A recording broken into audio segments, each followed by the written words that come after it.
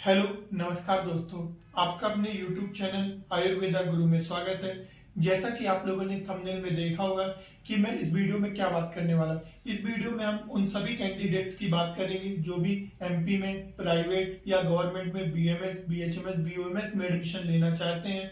MP Ayush counselling का third round का counselling schedule जारी हो चुका है, जो कि 22 से 24 तारीख के बीच में आपको रजिस्ट्रेशन कराना है। इस काउंसलिंग में, इस राउंड में आपको किन बातों का ध्यान रखना है। बहुत सारे बच्चों के लिए डू एंड डाई सिचुएशन हो सकती है। मैं आपको बताऊंगा आगे चल के कि डू एंड डाई सिचुएशन कैसे हो सकती है। आपको इस राउंड में एडमिशन लेना ही लेना होगा। जो भी बच्चे फर्स्ट राउंड, सेकेंड राउंड में अपग्रेड करा चुके हैं या थर्ड राउंड में एडमिशन, अब आप उन लोगों को लेना होगा या नहीं लेना होगा कि आगे भी वो अपग्रेड करा सकते हैं या नहीं करा सकते। नए कैंडिडेट कैसे एडमिशन लेंगे, मतलब कैसे थर्ड राउंड में पार्टिसिपेट कर सकते हैं, उन सभी बारे में हम जानकारी देंगे। उन सभी चीज़ों को हम डिटेल से जानेंगे इस वीडियो में। वीडियो को आप लास्ट तक देखें। अगर ऐसी इंफॉर्मेटिव वीडियो चाहिए तो आप चैनल को लाइक, सब्सक्राइब और शेयर जरूर कर सकते हैं। चलिए हम सबसे पहले देखते हैं कि एमपी आयुष काउंसलिंग का जो थर्ड राउंड का जो इम्पोर्टेंट अपडेट है, उसका मैं आपको स्क्रीन पर फोटो भी प्रोवाइड कर दे रहा हूँ। उस अपडेट के बारे में देखेंगे कि इस अपडेट में क्या बोला जा रहा है। सबसे पहले जो भी एमपी आयुष काउंसलिंग के थर्ड राउंड में पार्टिसिपेट कर रहे हैं, तो एलिजिबिलिटी क्राइटेरिया क्या है कैंडिडेट्स का। तो एलिजिबिलिटी क्राइटेरिया ये है कि आप जो भी बच्चे फर्स्ट राउंड, सेकेंड राउंड में जिनको सीट अलॉट हो गई है और वो अपग्रेड करा दिए है, तो वो सभी कैंडिडेट्स, अपग्रेड वाले सभी कैंडिडेट्स एलिजिबल होंगे इस राउंड के लिए। साथ ही जो बच्चे न्यू रजिस्ट्रेशन कराएंगे वो भी बच्चे एलिजिबल होंगे।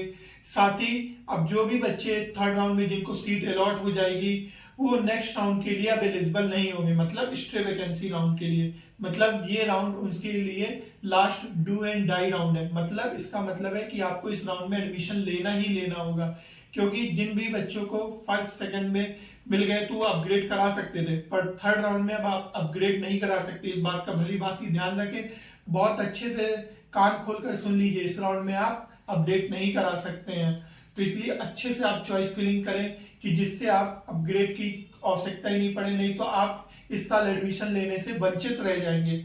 इसलिए आप चॉइस फिलिंग बहुत अच्छे से करें। चॉइस फिलिंग में अगर आपको कोई भी दिक्कत आती है तो आप मेरे थ्रू भी करा सकते हैं काउंसलिंग, या मेरे से कांटेक्ट कर सकते हैं कि सर कैसे चॉइस फिलिंग करें। मैं आपको सारी जानकारी दे दूंगा। इसलिए अच्छे से चॉइस फिलिंग करें। जो भी बच्चे फर्स्ट सेकंड में अपग्रेड कराए थे तो उनके लिए तो थर्ड राउंड उनके लिए मस्ट है। अब हम बात करेंगे कि जो भी बच्चे अब न्यू कैंडिडेट जो एलिजिबल हैं इस राउंड में, मतलब जिन्होंने अभी तक एमपी आयुष काउंसलिंग में पार्टिसिपेट नहीं किया, तो उनके लिए क्या क्राइटेरिया होगा। उनको सबसे पहले रजिस्ट्रेशन कराना होगा। रजिस्ट्रेशन के बाद वेरिफिकेशन कराना होगा। वेरिफिकेशन के बाद ही आपको सीट अलॉट होगी। आपको वेरिफिकेशन कराना सीट बहुत ही मस्ट है, इसके बिना आप आयुष काउंसलिंग में पार्टिसिपेट नहीं कर सकते हैं। इसके बाद हम बात करें कि आपका सीट आवंटन आएगा, उसमें आपका अलॉटमेंट लेटर होगा। अलॉटमेंट लेटर के बाद आपको कॉलेज में एडमिशन लेना है। कॉलेज में एडमिशन लेने के लिए आपको ओरिजिनल डॉक्यूमेंट सारे लेकर जाने हैं। इसके बाद आपको फीस लेके जानी, फीस मस्ट है। मतलब आप गवर्नमेंट या प्राइवेट में एडमिशन ले रहे हैं तो आपको फीस ले जाना मस्ट है। आप जो भी बच्चे प्राइवेट में ले रहे हैं एडमिशन, उनके लिए ध्यान दें कि प्राइवेट में आप जो भी चॉइस फिलिंग करें तो आप पहले से ध्यान दे लें कि आपको इतनी फीस लग रही है, इसके बाद ही आप चॉइस फिलिंग करें। क्योंकि बहुत सारे बच्चे इस राउंड में मैंने देखे कि उन्होंने कॉलेज का नाम डाल दिया, उनका कॉलेज आ भी गया अलॉटमेंट लेटर, लेकिन उसके बाद वो वहां गए, उनके बजट में वो फीस नहीं थी तो उन्होंने एडमिशन नहीं लिया। तो इस राउंड में आप बिल्कुल भी ऐसा मत करें, क्योंकि आप पूरी तरह बाहर हो जाएंगे। इसलिए फीस स्ट्रक्चर बहुत अच्छे से देख लें कि आप नहीं तो बाहर हो जाएंगे। फीस आपको देख लेने, इसके बाद ही चॉइस फिलिंग करनी है, ठीक है। हम नेक्स्ट बात करें, आपको अगर फीस से रिलेटेड कोई भी क्वेरी हो तो आप मेरे थ्रू पूछ सकते हैं चॉइस फिलिंग से पहले। साथ ही और भी कोई जानकारी चाहिए तो आप मेरे थ्रू ले सकते हैं। धन्यवाद दोस्तों।